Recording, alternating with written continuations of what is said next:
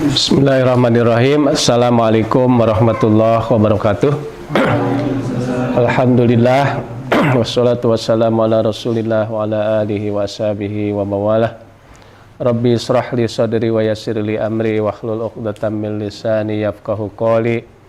Ya Fatahu ya Alim, ya Fatahu ya Alim, birahmatika ya arhamar rahimin. Pada malam ini kita akan melanjutkan materi yang ke-17 ya.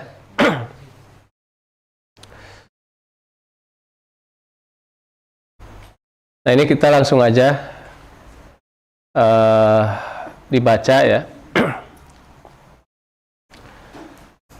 Mataroka, tidak meninggalkan, minal jahli, dari kebodohan, syai'an, sedikit pun, man, orang, aroda, yang ingin atau menginginkan, ayyuh ditha, menjadikan, fil waktu, pada satu waktu tertentu, goero ma, selain sesuatu, adharahu, yang menciptakannya, Allahu, Allah, maksudnya yang Allah ciptakan,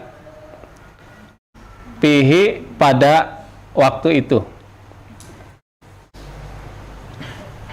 Sekali lagi, mataroka, tidak meninggalkan, minal jahli, dari kebodohan, syai'an, sedikit pun, man, orang, aroda, yang ingin, ayyuh ditha, menjadikan, fil waktu, pada satu waktu tertentu, goiro ma, selain sesuatu, adharahullahu, ya, yang diciptakan Allah, fihi, pada waktu itu. Gimana? Sudah bisa dipahami belum nih? Nah, ini mataroka minal jahli syai'an, ya, tidak meninggalkan kebodohan sedikit pun. Kalau tidak meninggalkan kebodohan sedikit pun artinya apa? Ya tetap bodoh gitu. Ya, mataroka minal jahli syai'an. Jadi tidak meninggalkan kebodohan sedikit pun. Nah, itu artinya tetap bodoh. Nah, bodoh itu, al-jahlu itu ada dua ya. Ini pengetahuan saja. Jadi ada jahal basit, ada jahal murakkab. Suka mendengar ya? Itu di dalam mantik juga ada. Jahal basit itu orang yang bodoh tetapi menyadari bahwa dia bodoh. Jadi tidak tahu, menyadari dia tidak tahu gitu. Ya. Bodoh itu kan lawan daripada ilmu, al-jahlu itu. Jadi bodoh itu tidak mengetahui ya apakah sesuatu itu benar atau salah gitu. Jahal itu. Ya. Nah, itu jahal basit. Nah, kalau jahal murakkab, nih ada jahal murakkab yang kedua itu. Kalau jahal murakkab itu dia itu bodoh ya, tetapi tidak menyadari gitu bahwa dia bodoh. Jadi dia tidak tahu tapi tidak menyadari bahwa dia itu tidak tahu. Jadi perasaannya itu tahu saja gitu. Ya. perasaannya benar, padahal kalau dicocokkan dengan kenyataan atau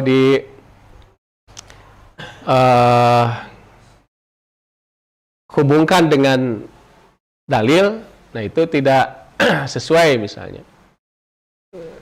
Gitu. Jadi dia itu bodoh tetapi tidak menyadari bahwa dia bodoh. Nah, yang paling jelek itu adalah bodoh mengenai Allah gitu. Ya. Al-jahlu billah. Jadi tidak tahu mengenai Allah. Nah, di sini bodoh mengenai mengenai Allah gitu ya. Sehingga disebut dengan ghayatul jahli. Jadi puncaknya kebodohan gitu. Ya, puncaknya kebodohan. Nah, siapa yang tetap bodoh itu? Man aroda ayuhdisa, orang yang ingin menjadikan ya fil waktu pada satu waktu ghairu ma adharahullahu fihi, selain yang Allah ciptakan pada waktu itu. Gitu. Nah, kenapa ini disebut bodoh gitu? Ya karena tidak tahu tentang Allah, dia melawan apa? Melawan takdir Allah gitu. Ya, dia melawan takdir Allah. Coba orang itu ingin menjadikan sesuatu selain yang Allah ciptakan pada waktu itu. Menjadikan sesuatu pada waktu tertentu yang tidak Allah ciptakan pada waktu itu gitu. Ya, misalnya pada waktu tertentu itu mendapatkan musibah. Gitu ya. Siapa yang menciptakan musibah itu? Allah kan yang menciptakan musibah itu. Nah, tetapi ada orang yang ingin menjadikan pada waktu itu selain yang diciptakan Allah itu. Ya. Selain musibah gitu. Gimana? Ya. Sebetulnya kan yang menciptakan itu hanya Allah gitu.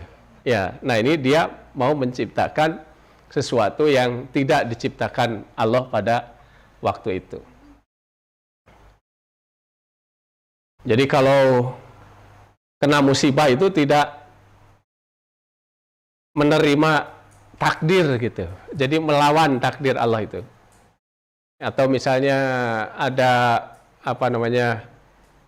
ada ketidaksukaan gitu ya. Ada ketidaksukaan, ada bahkan kebencian gitu terhadap Allah itu karena ciptaannya itu, ya, karena ketentuannya itu. Jadi dia ingin menciptakan yang lain, ya, pada saat itu. Ingin menciptakan yang lain. Dan dia melihat bahwa dia itu ya bisa menciptakan yang lain itu. Ya, menciptakan selain yang Allah ciptakan itu. Nah, itu kan sama dengan melawan takdir. Jadi intinya ya, ini kita itu harus ridho terhadap ketentuan Allah gitu. Ya. Jadi harus ridho gitu. Coba apa ridho itu? Barangkali ada yang mengetahui apa ridho itu? Ya, ridho itu menerima itu ya. Nah, atau ada siapa Abu Abdillah bin Khobib itu mengatakan bahwa ar-ridho, bahwa ridho itu adalah sukunul qalbi ila ahkamihi. Jadi senangnya hati terhadap ketetapan-ketetapan Allah itu, atas ketetapan-ketetapan Allah. Wa muwafaqatul qalbi, dan setujunya hati bima radhiyallahu bihi wahtarahu, terhadap apa yang diridhoi Allah dan menjadi pilihannya. Jadi hati itu senang gitu Ya, senangnya hati itu. Hati itu senang terhadap ketetapan-ketetapan yang Allah tentukan. Dan hati itu setuju terhadap apa yang diridhoi Allah dan menjadi pilihan Allah. Nah itu ridho, ya, ridho. Jadi apapun yang terjadi ya kepada kita, sekalipun berlawanan dengan nafsu kita, dengan keinginan kita, ya, ya siapa yang mau bencana, siapa yang mau terkena bencana? Nggak mau kan? Ya, nggak mau misalnya rumah kita terbakar atau apa ya, atau kita kecelakaan, itu nggak mau kan? Ya, atau misalnya kalau nafsu itu kan maunya kaya ya, nggak mau miskin kan? Ya, nggak mau miskin kan? Nah, tapi ketika Allah ya menakdirkan kita miskin, itu kita itu menerima gitu, ridho. Nah ridho berarti senang gitu ya, senang dengan kemiskinan itu. Susah ya, kan tadi nggak mau, nafsu itu nggak mau, maunya kaya, tapi ini harus senang gitu ya. Yang ridho itu senang gitu. Ya, ketika miskin senang gitu. Ketika terkena musibah juga senang kan gitu ya. Jadi sukunul qalbi, ya itu ketentuan-ketentuan atau ketetapan Allah itu, ya hati merasa senang. Ya atau apa sajalah pokoknya, kemiskinan misalnya yang tidak sesuai itu ya, kemudian musibah, kemudian juga apa, banyak ya yang tidak sesuai. Nah tapi sekalipun kesulitan-kesulitan yang mengenai kita, sekalipun yang mengenai kita itu adalah kesulitan-kesulitan, tapi hati itu merasa senang karena itu adalah sudah ketetapan Allah gitu. Ya, itu sudah takdir Allah gitu. Nah, itu ridho. Ya. Sekali lagi ridho itu adalah sukunul qalbi ila ahkamihi. Jadi senangnya hati terhadap ketetapan Allah, wa muwafaqatul qalbi, dan setujunya hati bima radiyallahu bihi, terhadap yang diridhoi Allah, wahtarohu, dan menjadi pilihannya. Nah itu ridho. Nah, sehingga orang yang ridho itu tidak melawan takdir gitu. Yang ridho itu tidak melawan takdir Allah. Nah maka seperti siapa itu, Robi'ah Adawiyah ya, itu ketika ditanya orang yang ridho itu bagaimana katanya. Nah, gimana jawabannya itu? Jawabannya itu, orang yang ridho itu adalah ya, yaitu orang yang ketika terkena bencana itu merasa senang, sebagaimana ia senang ketika mendapatkan nikmat. Gitu. Jadi sama gitu, mendapatkan bencana senang, mendapatkan nikmat juga senang. Karena bencana itu tidak lepas dari qadar Allah gitu. Nikmat yang diberikan kita juga, misalnya kita kaya ya, kemudian kita ya berkecukupan, pokoknya apapun. Nah itu merupakan takdir Allah itu, merupakan qadar Allah. Nah sehingga mau ketika kita sulit, mau ketika kita senang, mau ketika kita miskin, mau kita kaya, nah itu tetap saja senang gitu. Nah itu orang yang ridho, orang yang ridho. Makanya orang yang ridho itu akan tenang gitu ya, senang, bahagia gitu. Ya, orang yang ridho itu. Nah karena tenang, senang, bahagia, nah itu maka akan banyak kebaikan-kebaikan lain pada orang yang ridho itu. Seperti dikatakan oleh Umar bin Khattab. Jadi kata Sayyidina Umar bin Khattab itu, semua kebaikan itu berada pada ridho. Ya, semua kebaikan itu berada pada ridho. Nah, jika engkau mampu ridho, gitu, maka ridholah. Tetapi kalau tidak mampu ridho, bersabarlah, kata Umar bin Khattab itu. Ya. Jadi ini artinya apa? Ridho itu berada di atas sabar. Ya. Ridho itu berada di atas sabar. Nah, sabar saja di dalam Quran itu dikatakan innama yuwaffas sabiruna ajrohum bighairi hisab, kan gitu.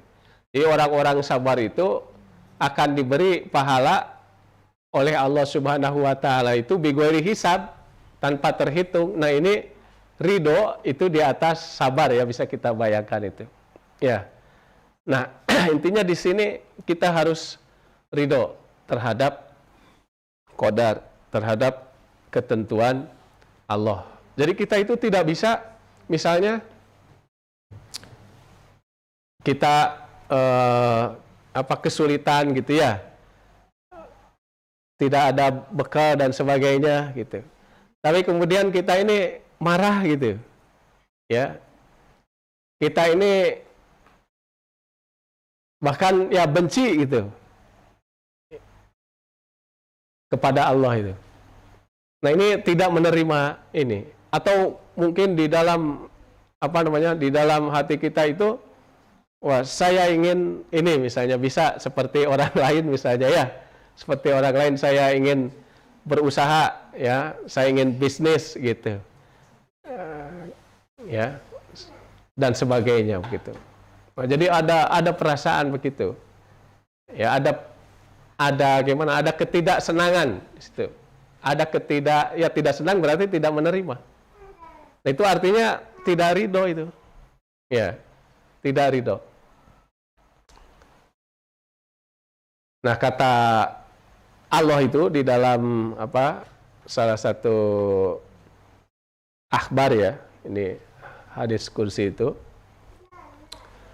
man lam yardo biqodoi, siapa yang tidak ridho dengan kodokku, dengan ketentuanku, ini maksudnya qadar, ya. Jadi mimbabi itlaqi sabab wa iradatil musabab, ya. Jadi maksudnya ini qadar, ya. Jadi siapa yang tidak ridho dengan qadarku, dengan ketentuanku, walam yasbir ala balai, dan tidak sabar dengan bencanaku, fal yahruj, maka hendaklah keluar, ya, min tahti samai, dari, ya, bawah langitku, wal yatakhad robban siwaya, dan hendaklah mengambil Tuhan selainku, gitu, ya. Jadi ini pesannya itu, ya, memang kita harus ridho itu kalau kita percaya, ya, bahwa Allah itu adalah Rob, gitu, bahwa Allah itu adalah yang mengatur. Jadi keadaan kita ini semua diatur oleh Allah itu, ya. Kita sulit itu diatur Allah, ya. Kita lapang juga diatur Allah. Kita miskin itu aturan Allah, ya. Kita kaya aturan Allah. Kita banyak ilmu itu aturan Allah. Semua itu aturan Allah, ya, aturan Allah. Nah, maka kita harus menerima, ya, apa yang diatur oleh Allah itu, ya. Saya kira kalau untuk pengantar sebetulnya cukup, ya. Tapi mungkin nanti bisa ada yang bertanya begitu, karena memang di sininya juga begitu, ya. Mata roka minal jahli say'an man aroda ayyuhdisa fil waqti goyro ma adharahullahu fihi, ya. Jadi tidak meninggalkan kebodohan sedikit pun orang yang ingin menjadikan pada sewaktu-waktu selain sesuatu yang diciptakan oleh Allah pada waktu itu, gitu. Jadi sedikit ini sebetulnya pembahasannya. Mungkin itu saja, ya, yang bisa saya sampaikan. Silakan kalau mau ada pertanyaan.